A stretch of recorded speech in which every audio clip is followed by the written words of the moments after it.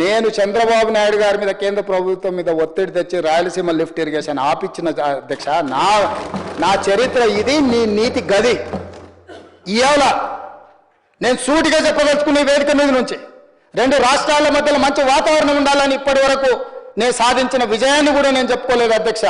సూటిగా చంద్రబాబు నాయుడు గారికి విజ్ఞప్తి చేసిన నేను, రాయలసీమ లిఫ్ట్ ఇరిగేషన్ మీరు ఆపితే మేము ఏదైనా విషయాల మీద చర్చకు వస్తాము, లేకపోతే మీతో చర్చించడానికి అవకాశం లేదు.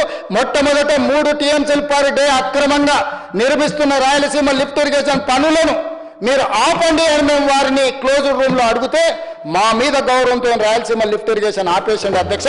మీరు ఈరోజు నిజ నిర్ధారణ కమిటీని సభ నుంచి పంపించండి.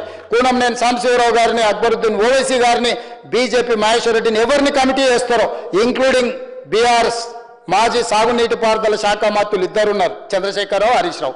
వాళ్ళిద్దరు నాయకత్వాన్ని ఎవరినో ఒకరిని పెట్టి రాయలసీమ లిఫ్ట్ ఇరిగేషన్ పనులు ఆగినాయా లేదా, ఉత్తమ్ కుమార్ రెడ్డి గారు మంత్రి అయిన తర్వాత కాంగ్రెస్ అధికారంలోకి వచ్చిన తర్వాత ఆగిన వాళ్ళ నిజ నిర్ధారణ కమిటీ పంపించండి అధ్యక్ష. మీరు ఆదేశాలు ఇవ్వండి అధ్యక్ష. ఈ సభ నుంచి మేము అక్కడ రాయలసీమ లిఫ్ట్ను 3 TMCలు పర్ డే దోపిడీని ఆపిచ్చి చర్చల పేరు మీద ఈరోజు పాలమూరు రంగారెడ్డి ఎత్తిపోతలకు అనుకూలంగా నిర్ణయాలు వచ్చి ఉమ్మడి రాష్ట్రంలో మా ప్రాజెక్టులకు మీరు ఎలాంటి అభ్యంతరాలు పెట్టకండి, మా కడుపు కొట్టకండి అని వాళ్ళ మీద ఒత్తిడి తీసుకొచ్చి ఈరోజు ఒక కొలికి పట్టుకొచ్చిన